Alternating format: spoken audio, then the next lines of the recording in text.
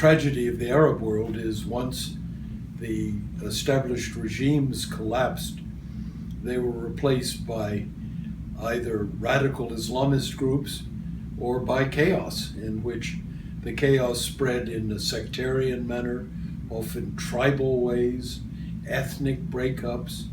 We've seen the area come apart. So what lessons do you learn from that?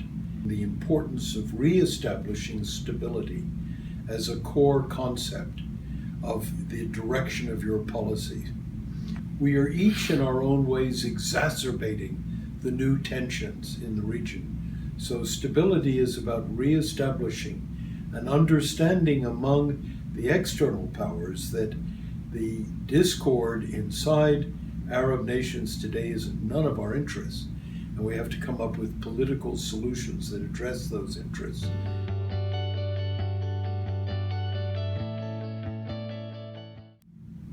I think there are many ways this has to be dealt with. The first way is seeking political solutions to the problems that create the refugees. If you don't do that, then you'll continue to generate future flows. That's one aspect. The second aspect is to deal with the question of care for people who have been displaced internally or across borders. That means generous allocations of assistance for refugee relief.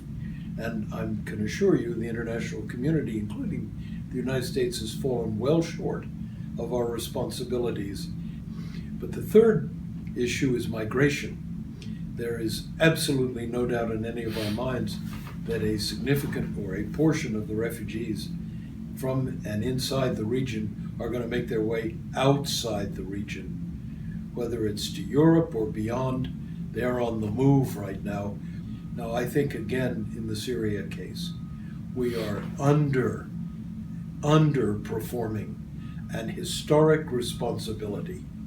We are a nation that could take 100,000 Syrians or 200,000 Syrians if we got our mind set on the fact that that is our responsibility. It's a responsibility of moral dimensions, and it's a responsibility of political importance, and it works for America. We are always stronger by our ability to include those who make their way to this country, often well-educated, productive people, but who are keen to be good Americans. That's the record in the past. It can be again, and we ought to open our doors.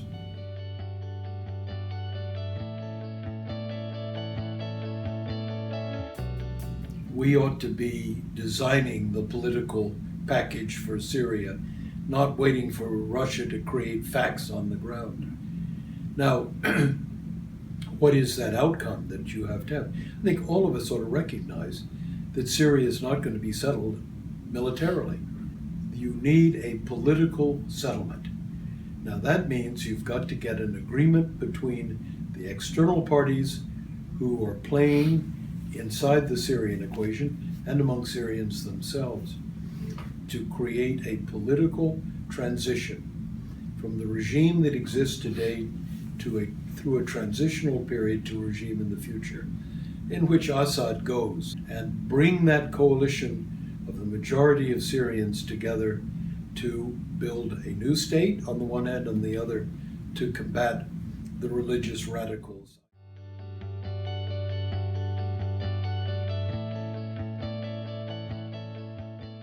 Then I think the most delicate issue, specific issue, is our relationship to the People's Republic of China and how we accommodate ourselves to the rise of Chinese power, because China is rising economically, security terms, political terms in its Asian area at the moment, but on the global stage in time to come.